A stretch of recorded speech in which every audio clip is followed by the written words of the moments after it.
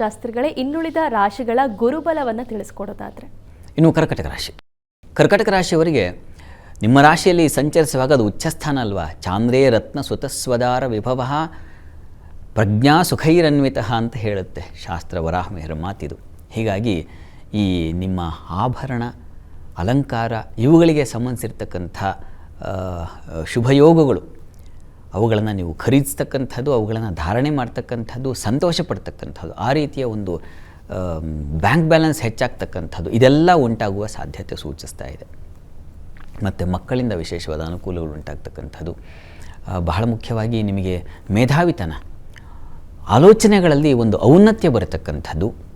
ನೀವು ನೀವೇನು ಯೋಚನೆ ಮಾಡಿ ಮಾತಾಡ್ತಾ ಇದ್ದೀರಂತಂದರೆ ದೊಡ್ಡವರು ಕೂಡ ಕೂತು ಕೇಳ್ತಕ್ಕಂಥದ್ದು ಅಥವಾ ನಿಮ್ಮ ಸಲಹೆಯನ್ನು ತಗೊಳ್ತಕ್ಕಂಥ ಒಂದು ಧೀಶಕ್ತಿ ಬರತಕ್ಕಂತಹ ಸಾಧ್ಯತೆ ಇವುಗಳನ್ನೆಲ್ಲ ಸೂಚಿಸ್ತಾ ಇದೆ. ತುಂಬ ಚೆನ್ನಾಗಿದೆ. ಮತ್ತು ಸುಖವಾಗಿರ್ತೀರ, ನೆಮ್ಮದಿಯಿಂದ ಇರ್ತೀರ, ಅದನ್ನು ಸೂಚಿಸ್ತಾ ಇದೆ. ಆದರೆ ನಿಮ್ಮ ರಾಶಿಗೆ ಅವನು ರೋಗಾಧಿಪತಿಯೂ ಹೌದು. ಹೀಗಾಗಿ ಆರೋಗ್ಯದಲ್ಲೂ ಸ್ವಲ್ಪ ಮಟ್ಟಿಗಿನ ಏರುಪೇರು ಕಾಣ್ತಕ್ಕಂತಹ ಸಾಧ್ಯತೆ ಇರ್ತದೆ. ಜನ್ಮದಲ್ಲಿ ಗುರು ಸಂಚರಿಸುವಾಗ ಆರೋಗ್ಯ ಸ್ವಲ್ಪ ಏರುಪೇರಾಗುತ್ತೆ, ತರಂಗಗಳ ಹಾಗೆ ಹೊಯ್ದಾಡುತ್ತೆ ಆರೋಗ್ಯ. ಸ್ವಲ್ಪ ದಿವಸ ಚೆನ್ನಾಗಿರ್ತಾರೆ, ಸ್ವಲ್ಪ ದಿವಸ ಹೀಗೆ ಆಗಿಬಿಡುತ್ತೆ. ಹೀಗಾಗಿ ಬಹಳ ಆರೋಗ್ಯದ ಕಡೆಗೆ ಜಾಗ್ರತೆ ವಹಿಸಬೇಕು. ಭಾಗ್ಯಾಧಿಪತಿಯೋದು. ಹೀಗಾಗಿ ದೇವಸ್ಥಾನ, ಕ್ಷೇತ್ರ ದರ್ಶನ, ಪೂಜೆ ಪುನಸ್ಕಾರ, ಒಂದು ಧಾರ್ಮಿಕತೆ, ಒಂದು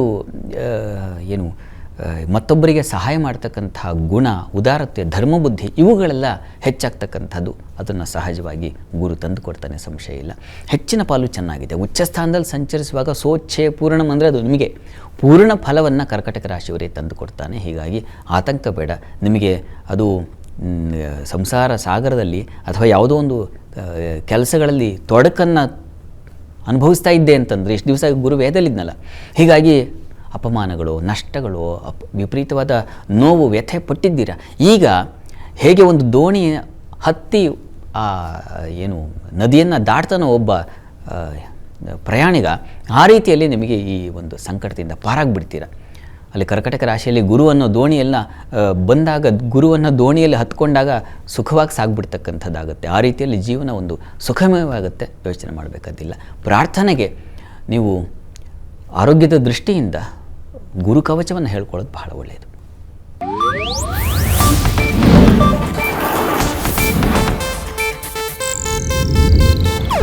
ಇದು ಏಷ್ಯಾನೆಟ್ ನ್ಯೂಸ್ ನೆಟ್ವರ್ಕ್ ಪ್ರಸ್ತುತಿ.